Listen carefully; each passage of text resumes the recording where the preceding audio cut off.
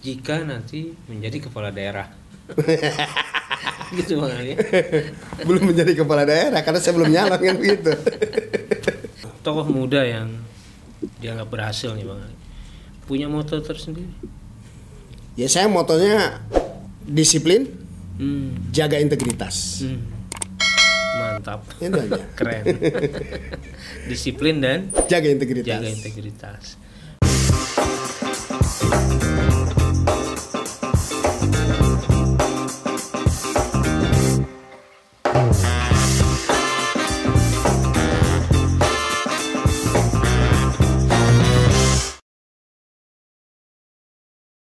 Kembali bersama tokoh muda, rasanya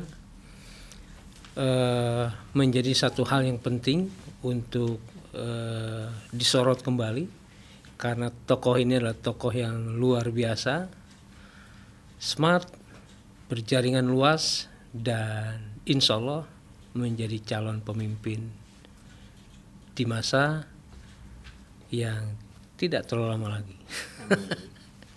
Bang Ali, apa kabar? Alhamdulillah, baik Pak Ihsan. Saya perkenalkan dulu bahwa tamu saya yang saya hormati ini adalah Dr. Muhammad Ali Hanafiah, SE, SH, MSI. Beliau adalah Sekretaris Jenderal DPP KNPI Pusat ya, Bang Ali. Nah, Bang Ali, biar para sahabat Banten Podcast mengenal lebih dekat dulu nih, biar semakin tahu. Siap. Kalau semakin tahu kan makin sayang. Siap. Gimana Bang Ali, bisa cerita latar keluarga dan latar pendidikan Bang Ali? Keluarga saya lahir dari di Kecamatan Kopo, Kabupaten Serang, anak kampung yang alhamdulillah berkiprah di organisasi sejak jadi ketua OSIS, terus SMA saya jadi Pradana Pramuka, terus di kecamatan juga saya jadi ketua DKR Dewan Kehormatan Ranting, terus lanjut saya di DKC juga, DKC Kabupaten Lebak pengurus Pramuka. Nah, lanjut juga saya alhamdulillah kuliah di Akademi Maritim Cirebon sebagai ketua bidang administrasi personalia di Dewan Korp Taruna. Dan semasa kuliah alhamdulillah saya juga ikut Himpunan Mahasiswa Islam cabang Cirebon, dan saya juga ditunjuk sebagai ketua Forum Studi Mahasiswa Banten wilayah 3 Cirebon gitu. Nah, kalau orang tua Bang Ali terlewat nih. Alhamdulillah ibu saya bernama Haji Hayatin ya, asli Kecamatan Kopo, dan abah saya dari Kabupaten Tangerang di Kecamatan Solear, Kabupaten Tangerang. Nah, sebagai Sekretaris Jenderal DPP KNPI, ini kan organisasi strategis nih, organisasi besar, membawahi ratusan OKP kan, Bang Ali? Siap. Nah, apa sih yang kemudian sebagai seorang Sekretaris Jenderal melihat tantangan Indonesia ke depan pasca Pilpres ini?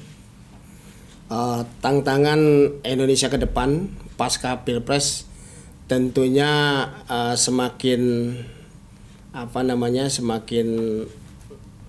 berat ya menurut saya. Kenapa? Karena tidak hanya mempersatukan pandangan-pandangan masyarakat hari ini yang tentunya banyak kita lihat di televisi ya, bagaimana masyarakat disuguhi berbagai informasi lah gitu ya. Nah, saya sebagai Sekretaris Jenderal KNPI tentunya berharap bagaimana para pemuda Indonesia menjadi perekat dan pemersatu bangsa, gitu ya. Sehingga apapun kondisi bangsa hari ini, pemuda harus menjadi perekat dan pemersatu bangsa, sehingga tidak lagi pemuda dapat diprovokasi dan sebagainya, menerima informasi hoak dan sebagainya. Nah, oleh karena itu pemuda harus bisa dan mampu meneliti sebuah informasi, gitu ya, sehingga tidak mudah terprovokasi dengan suatu keadaan saat ini. Kalau kemarin pilih siapa Bang Ali? Kalau pemuda hari ini KNPI kami tidak berpihak pada capres manapun, prinsipnya siapapun yang terpilih kami mendukung. Gitu. Nah, kalau pada persoalan leadership secara nasional, apa yang Bang Ali sorot terhadap tantangan terbesarnya? Ya, dibutuhkan hari ini seorang pemimpin bangsa tentunya bisa menjadi suri teladan terbaik buat masyarakat Indonesia khususnya, baik pemuda pada umumnya gitu ya. Nah, oleh karena itu mudah-mudahan siapapun pada prinsipnya yang diambil keputusan nanti oleh KPU yang terpilih, tentunya kita sebagai warga negara khususnya para pemuda harus bagaimana bisa memberikan pencerahan pada masyarakat. Karena pada akhirnya harus lahir pemimpin terbaik itu di antara 3 orang ini pasti ada yang terpilih. 3 orang kita harus menerima gitu ya. Harus menerima baik yang 01, 02 atau siapapun 02. Gitu ya. Dan hari ini berdasarkan hasil quick-count 02 kan begitu. Ya mau nggak mau kita tunggu hasil keputusan KPU seperti apa hasilnya kan begitu. Pada prinsipnya yang paling penting adalah bagi bangsa ini bagaimana kita bisa bersatu, bisa maju ke depan untuk mensejahterakan rakyat kita. Itu yang paling penting. Kalau isu kecurangan itu hoax bukan, Bang Ali? Kalau saya sih kecurangan itu kalau menurut saya kalau tidak didukung oleh fakta, data yang akurat, tentunya bisa dikatakan hoax gitu ya. Oleh karena itu kalau yang menuduh kecurangan tentunya harus dibuktikan dengan fakta dan data. Kenapa? Sehingga bangsa dan rakyat kita ini tidak diberikan informasi-informasi hoak kan begitu. Gitu. Tapi sepanjang memang kecurangan itu terjadi, hak seorang warga negara untuk membela haknya kan begitu.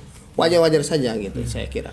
Nah, sahabat, dari uraian yang singkat tadi kita bisa pastikan bahwa Bang Ali, saya menyebutnya demikian sebagai sapaan akrab, penekanan pada persoalan ketauladanan dalam kepemimpinan menjadi penting. Gitu ya, Bang Ali? Betul.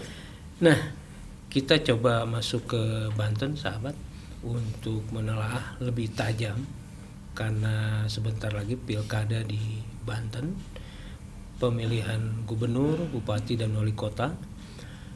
Berkaca pada kepemimpinan Banten 10 tahun ke belakang, Bang Ali, apa yang resisten dari kepemimpinan di Banten? Ya, saya kira untuk Banten hari ini gitu ya, bagaimana ke depan masyarakat Banten khususnya akan dihadapkan pada pilkada tanggal 27 November, kurang lebih 8 bulan ke depan. Ya, diharapkan masyarakat Banten dapat memilih secara cerdas pemimpin masa depan yang bisa membawa Banten lebih baik tentunya. Nah, kriteria yang dibutuhkan untuk membawa Banten ke arah lebih baik seperti apa? Ya, tentunya seorang pemimpin itu harus bisa memberikan suri teladan yang baik. Ya, dia menunjukkan bahwa seorang pemimpin itu harus menunjukkan kejujurannya gitu ya. Punya ide dan gagasan dalam memimpin Banten ke depan. Gitu. Mau apa sih Banten ini, dia mau jadi gubernur atau wakil gubernur harus punya gagasan kan begitu. Saya kira begitu. Itu kriteria dasar yang diajukan oleh Bang Ali ya. Nah, apakah kriteria tadi juga menjadi ukuran yang diperlukan oleh masyarakat? Saya kira menjadi seorang pemimpin di Banten ya harus mengetahui secara detail kultur dan budaya Banten. Kenapa? Jangan sampai jadi seorang pemimpin di Banten tetapi tidak menguasai tentang kultur dan budaya Banten. Apa sih keinginan mendasar daripada keinginan masyarakat Banten itu sendiri? Saya kira itu menurut saya. Pertanyaan itu saya ajukan karena berkaitan dan berkaca pada Pileg dan Pilpres saat ini, di mana masyarakat begitu pragmatis, begitu instan melihat calon-calon pemimpin yang akan hadir. Nah, pendapat Bang Ali seperti apa? Ya, pragmatisme masyarakat hari ini tidak menjadi sebuah dasar menurut saya untuk kita juga a priori dan patah semangat untuk lahirnya pemimpin yang punya visi ke depan. Jadi artinya bahwa Bang Ihsan, gagasan yang akan dibangun oleh seorang pemimpin di Banten ini harus gitu ya. Bahwa mereka harus punya visi dan misi yang jelas. Bagaimana untuk membawa Banten ke depan gitu loh. Nah, Agar sebagai lebih baik tokoh, gitu. tokoh muda yang dianggap berhasil nih Bang Ali, punya moto tersendiri? Ya saya motonya disiplin, Hmm. jaga integritas. Mantap. Itu aja. Keren. Disiplin dan Jaga integritas. jaga integritas. Nah, dua persoalan ini kan dua persoalan yang memang berat sekali ya dalam Betul. Konteks kepemimpinan sekarang. Betul. Menjaga integritas itu bukan satu hal yang mudah, kemudian disiplin juga bukan satu hal yang mudah. Betul. Nah, Bang Ali bisa berikan contoh implementasi dari dua prinsip tadi dalam kehidupan Bang Ali sekarang? Ya, sebagai pengurus organisasi di DPP ya, khususnya di Sekretaris Jenderal DPP KNPI, ya jujur saja banyak godaan dan tawaran kan begitu ya untuk berkecimpung dalam dunia hitam lah begitu, banyak. Tapi alhamdulillah selama ini hitamnya gimana Bang Ali? ya banyak tawaran-tawaran yang kira-kira kita bisa tergelincir dengan hal-hal tertentu lah gitu. Tapi saat ini kami mencoba untuk istiqomah lah dengan Ketua Umum Dr. Ilyas Indra untuk memposisikan diri bagaimana DPP KNPI hari ini di bawah kepemimpinan Dr. Ilyas Indra dan saya tidak tertarik dengan hal-hal yang situasi hari ini terjadi. Misal contoh kami mencoba ditarik untuk ke Pilpres dan sebagainya. Kami selalu berada di tengah-tengah untuk menjadi perkat bangsa saja gitu loh. Iya. Bagaimana kami ini memposisikan diri ada di mana-mana gitu. Iya. Nah, Karena kader kami di semua lini ada, di semua partai ada, di semua capres juga ada gitu. Sehingga kami tidak mengambil positioning dimanapun iya. gitu. Dan kami sebagai anak muda menyambut baik siapapun nanti yang akan terpilih ditetapkan kan begitu. Oke. Maksudnya dalam konteks Pilpres ya. Ya, salah satunya begitulah. Sebagai tokoh muda yang sudah sejak dari sekolah menengah ya berorganisasi, tentu sudah paham bagaimana seluk-beluk dari perjalanan organisasi di tengah kancah perpolitikan maupun sosial Betul. masyarakatan. Apa mimpi terbesar Bang Ali dalam kepemimpinan ke depan? Ya, mimpi saya bagaimana untuk berbuat yang terbaik saja, Bang Ihsan. Sederhana gitu ya. Bagaimana saya sebagai manusia biasa dapat bermanfaat untuk minimal untuk keluarga, untuk lingkungan, untuk orang-orang terdekat begitu ya. Syukur-syukur kita bisa bermanfaat untuk bangsa dan negara kan begitu. Bang Ali di PP KNPI sebagai sekjen dari tahun berapa? Saya dari tahun 2002 berarti. 2002 ya? Iya. Dari 2002 berarti sudah Berarti sudah hampir 3 tahun. Dan ini mau kebetulan kita mau kongres. Bagaimana dengan perpecahan KNPI yang KNPI ini menurut saya tidak pecah. Mhm. Kenapa? Karena pada prinsipnya kami yang punya legal formal kan begitu. Ya, ya. Prinsipnya bahwa sebuah organisasi itu ada payung hukum. Ketika diakui oleh Kementerian Hukum dan HAM ya sudah selesai. Iya. Adapun ada beberapa organisasi yang mengaku KNPI ya silakan saja. Tapi pada prinsipnya bahwa bagi saya pemuda ayo berkarya dan berbuat untuk Indonesia ini kan begitu. Ya. Saya kembali fokus sebagai Bang Ali sebagai tokoh muda. Dalam konteks kebantenan, jika Bang Ali sebagai pemimpin daerah, apa yang bisa diubah? Saya kira ini jadi berandai-andai ya gitu ya. Iya. Seandainya kita jadi kepala daerah kan begitu ya, sebagai pemimpin kan begitu. Ya banyak saya kira. Ada banyak hal yang bisa kita lakukan gitu ya dengan kewenangannya seorang kepala daerah gitu ya. Saya kira banyak yang bisa kita lakukan gitu. Contohnya? Ya hari ini misalnya contoh bagaimana salah satu gagasan yang ingin saya ciptakan nanti ke depan bagaimana anak yatim misalnya contoh. Anak yatim di Provinsi Banten ini belum ada yang ngelola kan gitu secara khusus gitu ya. Ya kalau ada ide dan gagasan misalnya ketika kita punya kekuasaan tentunya bukan hal yang mustahil misalnya kita membuat satu pondok pesantren yang menampung anak-anak yatim seprovinsi Banten misalnya kan begitu. Dan dibiayai oleh negara. Dari mana dananya? Ya tentunya dari APBD Provinsi Banten misalnya kan gitu. Seperti itu.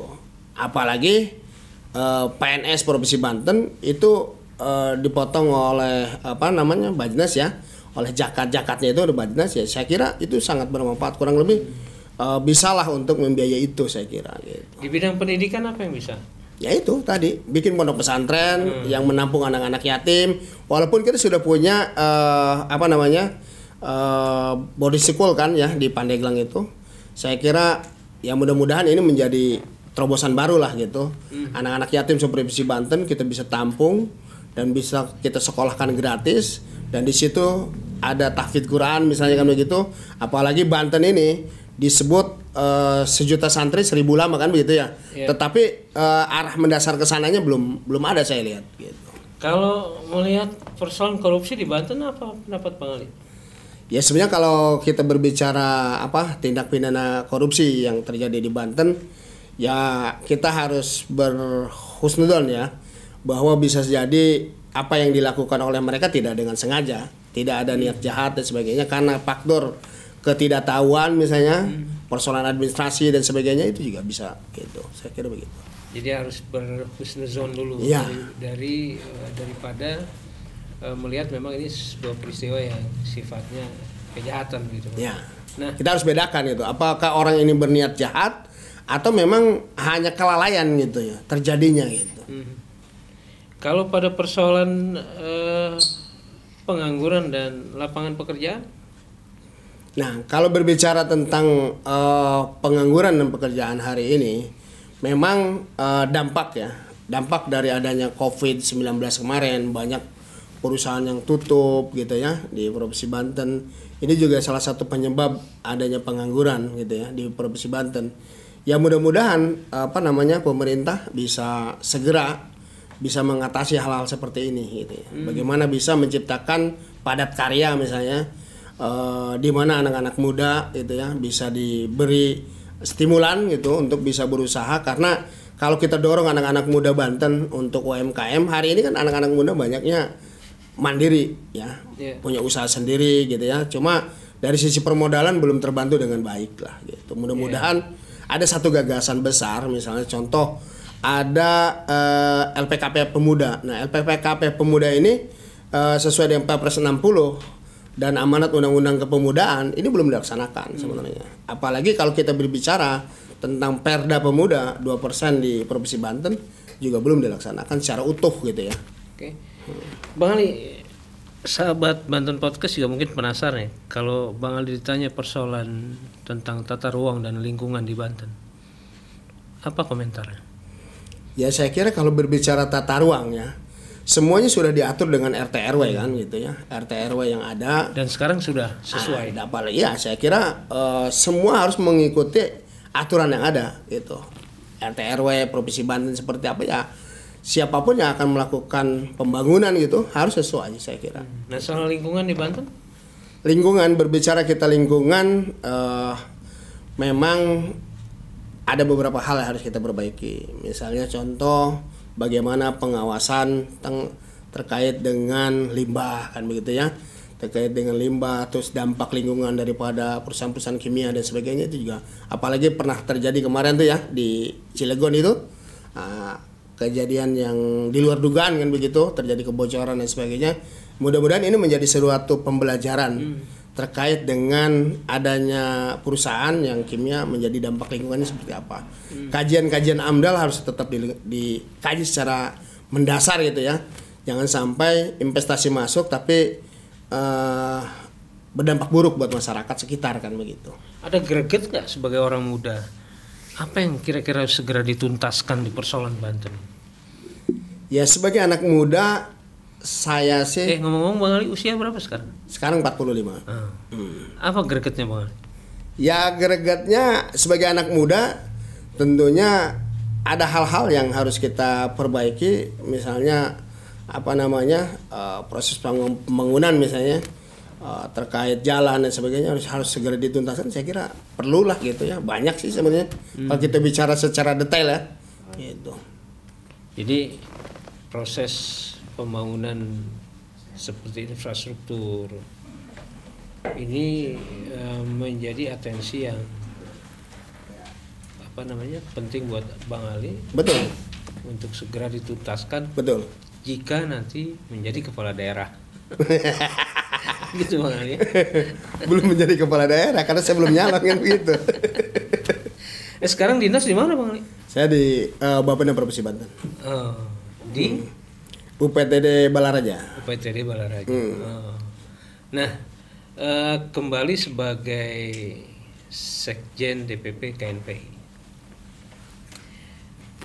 Peran sentral ini dalam konteks organisasi kepemudaan di seluruh Indonesia, khususnya di Banten, bagaimana tingkat kemandiriannya?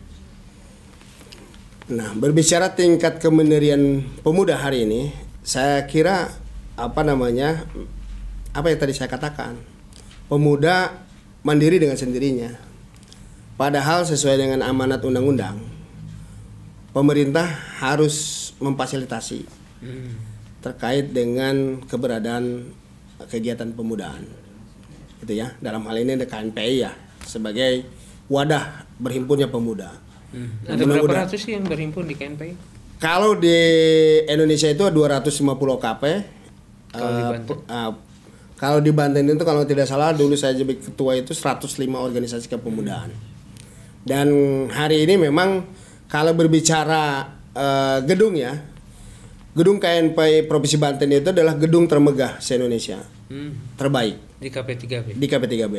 Dan hari ini pemerintah Provinsi Banten sudah memberikan fasilitas lah secara walaupun tidak lengkap tapi sudah ada gitu ya, fasilitas gedung yang cukup megah gitu ya, dilengkapi WiFi dan sebagainya, saya kira sudah cukup bagus ya.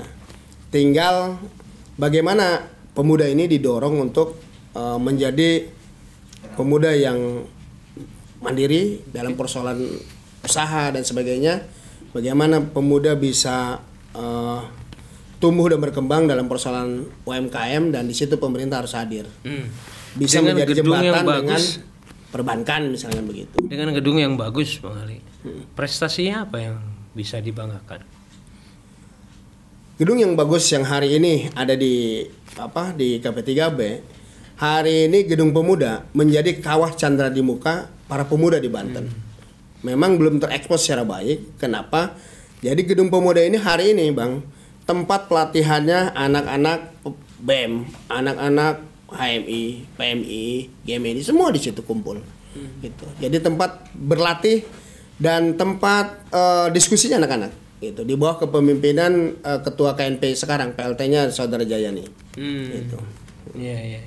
Jadi memang menjadi gedung pemuda. Bagus. Sekarang hari ini sudah hampir katakan 24 jam anak-anak turun di situ ada. Gitu. Ada yang selalu, apalagi hari Sabtu Minggu, Jumat Sabtu Minggu tempat pelatihan mereka. Gitu. Nah, dalam konteks politik ada nggak orientasi DPP KNPI ini untuk berafiliasi atau menjadi bagian dari gerakan politik yang berinduk pada partai politik? Kami sebagai organisasi yang didirikan tahun 1973, didirikan tujuan oleh pemerintah adalah untuk sebagai pemersatu Bang. Pemersatu pemuda se-Indonesia. Nah, sesuai dengan tujuannya bahwa KNPI sebagai pemersatu pemuda se-Indonesia, maka kami tidak berafiliasi dengan politik manapun, organisasi politik manapun, baik partai manapun ya. Jadi kami tidak menegaskan, kami tidak berafiliasi dengan partai politik. Kami ada di mana-mana. Kenapa? Karena misalnya contoh, pemuda Demokrat ada di kami, pemuda PD Perjuangan ada di kami, pemuda Partai Keadilan Sejahtera juga ada di kami, pemuda Nasdem ada di kami. Gitu. Semua organisasi kepemudaan partai itu semuanya ada di kami, di OKP-nya. Gitu. Jadi artinya KNPI ini terdiri dari semua organisasi kepemudaan baik di partai maupun di ormas. Misalnya contoh NU ada IPPNU, GMNU gitu, GMNI semua. Organisasi Cipayung juga ada di kami, HMI, GMNI. Muhammadiyah juga semua ada, lengkap jadi ya. Akhirnya Untuk organisasi seperti KNPI dapat bantuan dari pemerintah kan? untuk tahun sekarang tidak ada memang untuk tahun sekarang. Gitu. Tahun sebelumnya ada? Tahun sebelumnya ada. Gitu. Termasuk juga di DPP. Di DPP karena terjadi dualisme kepemimpinan, di DPP juga Kemenpora menghentikan gitu, bantuan. Tapi gedung DPP-nya tetap ada. Gitu. Itu biasanya program utama yang dilakukan oleh KNPI apa? Program utama KNPI yaitu tadi Bang, kami melakukan pembinaan sumber daya manusia. Misalnya pelatihan kewirausahaan dan sebagainya lah gitu. Karena yang kami didik adalah bagaimana kader-kader muda ini menjadi pemimpin masa depan gitu, yang bisa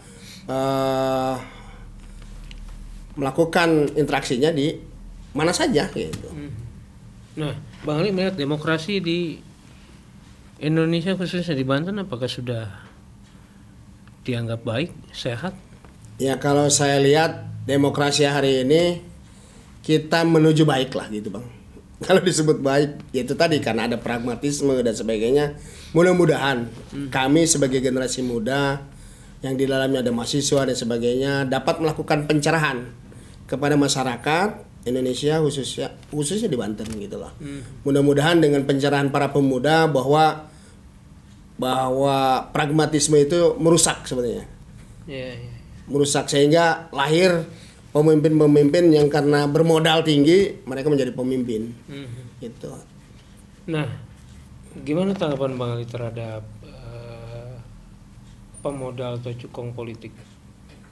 Ya kalau kita lihat realita hari ini, kita tidak bisa memungkiri bahwa menjadi seorang pemimpin itu butuh modal dan harus memiliki modal besar, gitu. Nah, cuma kalau kita berkata ini adalah sebuah syarat mutlak, tidak juga. Kenapa? Terbukti di DPD RI Komeng tanpa modal dia bisa jadi. Artinya tidak butuh modal besar dia jadi DPD RI.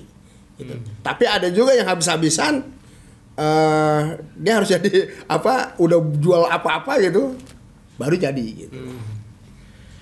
Tanggapan Bang Ali terhadap kemiskinan di Banten seperti apa? Kalau berbicara kemiskinan ini saya kira memang di semua wilayah adalah ya, kita harus berkata jujur bahwa memang di semua wilayah ada, tapi bagaimana semua berupaya untuk menurunkan stunting, dan harus diakui PJ Gubernur Banten berhasil menurunkan stunting di Indonesia ini, khususnya di Provinsi Banten. Gitu. Dan beliau salah satu gubernur yang menerima penghargaan. Penerima penghargaan menurut penurunnya stunting, dan juga salah satu gubernur yang menerima penghargaan di mana meningkatnya indeks prestasi pemuda juga. Gitu. Padahal sebelumnya indeks kepemudaan itu turun banget. Nah, sejak PJ Gubernur Banten, kami mengakui dari DPP bahwa Pak Al Muktabar dengan kepeduliannya terhadap generasi muda di Banten, beliau mendapatkan penghargaan kan. Gitu. Nah, harus kita akui secara jujur gitu. Di sela-sela kita menggali apa yang ada dalam idealisme dan visi Bang Ali, saya mau mengajukan pertanyaan tanpa harus ada argumentasi. Siap. Bang Ali tinggal pilih aja. Bang Ali pilih mana? WH, Airin, atau Rano Karno? Saya pada prinsipnya sebagai anak muda memilih yang terbaik. Memilih yang terbaik. Nah, jadi tanpa harus bersikap ke siapapun itu. Oke.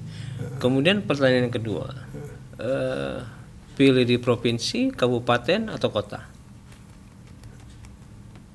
Ya, karena saya letaknya di provinsi, ya provinsi lah. Provinsi. Bang Ali pilih calon kepala daerah atau calon wakil kepala daerah? Wah. Berarti saya didorong untuk jadi kepala daerah nih ya. Saya kira sepanjang masih ada yang pantas, saya mendukung lah. Gitu. Nah, ini nggak sesuai nih jawabannya, harusnya kan tanpa argumentasi ini. Takutnya orang dikira saya mau jadi kepala daerah kan begitu. Oke. Nah, Bang Ali akan berpasangan dengan, harus memilih dengan orang muda atau orang yang dianggap sudah sepuh? Kalau saya berbicara pasangan, karena saya belum memutuskan untuk nyalon atau tidak, jadi saya tidak bisa menjawab gitu kan. Apa mau berpasangan dengan anak muda atau yang tua? Pada prinsipnya siapapun yang ingin membangun Banten lebih baik ke depan, bismillah kan begitu. Iya, iya. Nah, pertanyaan tanpa argumentasi yang terakhir. Modal sendiri atau modal dari sponsor? Nah, ini dia. Ini soalnya luar biasa bagi saya ya. Pada prinsip begini Bang, sebuah pemilihan kepala daerah pasti membutuhkan pembiayaan. Seperti tadi dikatakan, banyak biaya-biaya yang harus kita keluarkan kan begitu. Dan itu tentunya kalau modal pribadi nggak mungkin. Tentunya modal yang kita bangun dengan kebersamaan kan begitu. Untuk tujuan bersama gitu. Saya kira begitu. Iya, iya. Dan Bang Ali sudah mempertimbangkan dengan baik persoalan-persoalan berkaitan dengan value anak muda dalam kontestasi politik.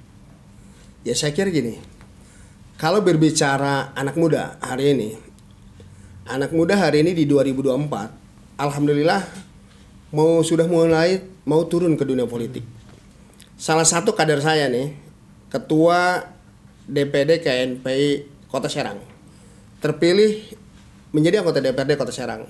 Saudara Bilal itu dulunya mantan ketua KNPI Kota Serang. Yeah. Anak muda umur di bawah 30. Udah jadi DPRD Kota Serang. Hari ini nih caleg terpilih. Jadi artinya di 2024 sudah lahir banyak anak muda yang menjadi pemimpin di eskalasi pileg ini gitu saya kira. Kita tinggal tunggu di Pilkada 2024 ini. Apakah muncul anak-anak muda atau memang orang-orang yang sudah biasa manggung kan begitu. Dan kami berharap Bang Ali ada menjadi salah satu kontestan di mudah-mudahan Pilkada itu. Allah berkehendak gitu.